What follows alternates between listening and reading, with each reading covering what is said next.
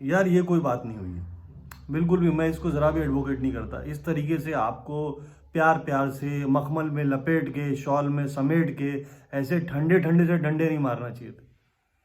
अरे दरबार लगा हुआ है, दरबार की एक गरिमा होती है। अगर आपको कोई चीज़ बोलनी है, आपको शिकायत करने का मन कर रहा है, आपको लगता है कि आपकी बात जायज़ भले ही क्यों ना हो, तो आपको कहीं खोपचे में ले जाके धीरे से कान में फुसफुसा के बोल देना चाहिए कि प्रॉब्लम ये है। उससे यार दरबार की इज्जत बनी और बची रह जाती है यार। ये कोई तरीका नहीं होता। उसके बाद आपने इतना सारा बोल दिया और आपको अपराध बोध भी नहीं है। वो तो प्रोटोकॉल तोड़ा गया है, सामने से ये एहसास कराया गया, दरबार की तरफ से, बादशाह की तरफ से एहसास कराया गया कि प्रोटोकॉल तोड़ा गया। तब आपने तब जाके माफी मांगी। और माफी भी क्या माफी, ऐसी माफी मांगी कि मजा ही नहीं आया, रस ही नहीं आया, स्वाद ही नहीं आया, फील ही नहीं आया, कुछ उत्तेजना ही नहीं पैदा हुई। माफी मांगी जा रही, कोई ऐसा कोई माहौल ही मौसम नहीं बना। तो ये कोई तरीका नहीं होता। देखो जेंडर भी बदल रहा है। और देखो माफी अगर मांगना हो तो वीर होना चाहिए इंसान को। मतलब वो इतना वीर होना चाहिए कि अगर माफी मांगे तो सामने वाला भले ही कितना बड़ा अंग्रेज क्यों ना हो, आपको माफी भी दे दे और वजीफा भी दे दे।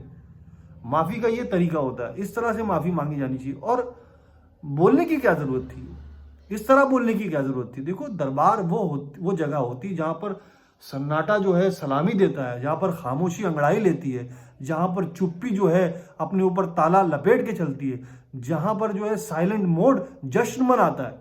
वहां पर बोलने का क्या मतलब है।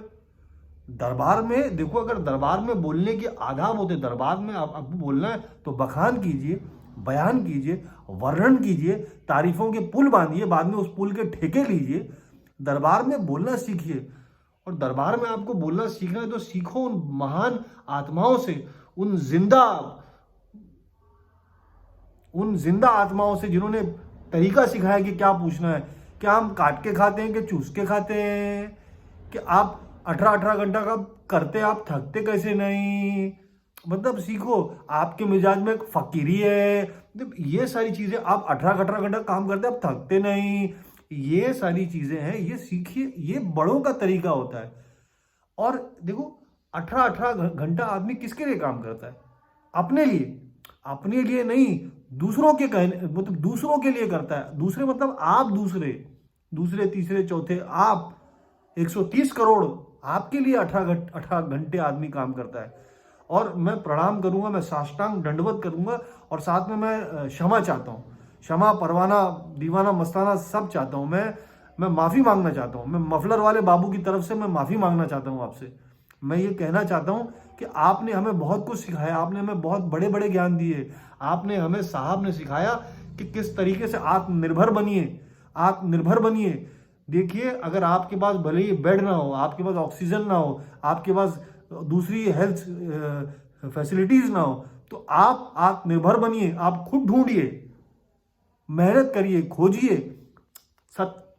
सत्ता से सवाल मत पूछिए, आत्मनिर्भर बनिए। और साथ में साहब ने एक चीज और सिखाई, आत्मनिर्भर बनिए और मदद कीजिए, दूसरों की मदद कीजिए। नहीं, अपनी मदद नहीं कीजिए। भले 150 मुल्कों की मदद करने का मन आए तो कर दीजिए। नहीं, देखो अपनी मदद तो हर कोई करता है। और फकीरी क्या है, फकीरी यही होती है कि आपके सामने प्लेट रखा हुआ है और खाना रखा हुआ है और आपको भूख लगी है, लेकिन आप किसी को और को देखते हो और वह खाना वहां सरका देते हैं।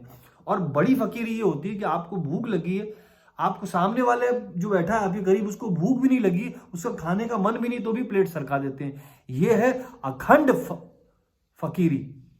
इस फकीरी का आप लोग सल्यूट करिए, मैं तो करता हूं सल्यूट। और इतनी अच्छी अच्छी चीजें हैं, लेकिन फिर भी लोग बुराई ढूंढते। लोग कह रहे हैं कि 200-300 करोड़ जो है स्टैच्यू ऑफ यूनिटी में लग गया, सेंट्रल विस्टा में जो है 20-30 हजार करोड़ लग गया, क्या कहते हैं स्टेडियम में 700-800 करोड़ लग गए, और पार्टी ऑफिस बनाने में 600-700 करोड़ लग गए। इतने सारे पैसों में तो हेल्थ इंफ्रास्ट्रक्चर बन जाता, कोई प्रॉब्लम ही नहीं होती। अरे अरे अरे, आप लोग ये नहीं समझ रहे हैं कि ये सब करने से, इतना सारा जो इमारतें बनी, उससे विदेशों में देश का कितना नाम हुआ है। इसकी तो कोई चर्चा कर ही नहीं रहा है, इसका तो कोई जिक्र कर ही नहीं रहा है। उसके बारे में भी तो थोड़ा सोचिए। इतनी महानतम चीजें हुई है, उसका भी तो जिक्र होना चाहिए। और साथ ही साथ देखिए, इतनी अच्छी अच्छी चीजें साहब ने सिखाई है। दो इंपॉर्टेंट चीजें सिखाई है कि कब मास्क लगाना है, कब मास्क हटाना है, रैली में मास्क हटा लेना है, और वीडियो कॉन्फ्रेंसिंग में मास्क लगा लेना है। नहीं, आपको कंफ्यूजन है तो मैं आपको बता दूं, देखो मास्क इसलिए रैली में लगाना है ताकि जब बहुत सारे लोग बैठे होते हैं तो उनके सामने आपको एक परफॉर्मेंस दिखाना होता है, अपना जलवा जुम्बिश दिखाना होता है, आपको कुछ फनकारी कुछ करनी पड़ती है ना, जिससे लोगों को एक्सप्रेशन हाव भाव पता चले। तब तो आपके कर्तव्य, तब तो आपके बातों में आपके जुम तब तो आपके वश में आएंगे। शब्द नहीं मिल रहे, भावनाएं आप तक पहुंच रही होगी, भावनाएं पहुंच रही होगी आप तक, है ना, तो तब आएंगे। और वीडियो कॉन्फ्रेंसिंग में क्या होता है कि आपके मोबाइल में कैमरा होता है, आप घर पे बैठ के देख रहे हो, तो मुंह पे मास्क लगा तो आंखों से और आवाज से तो पता चल जाता है ना। बस यही खेला, यही कमाल है।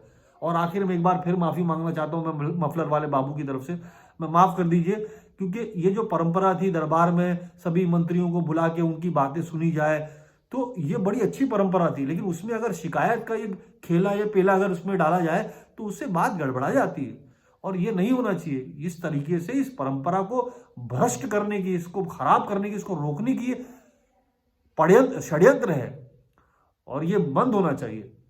बस मैं आज इतना ही कर रहा हूं, और बड़े ही भारी मन के साथ मैं माफी मांगना चाहता हूं। किससे मालूम नहीं, बट मैं भी माफी मांगना चाहता हूं। I am sorry.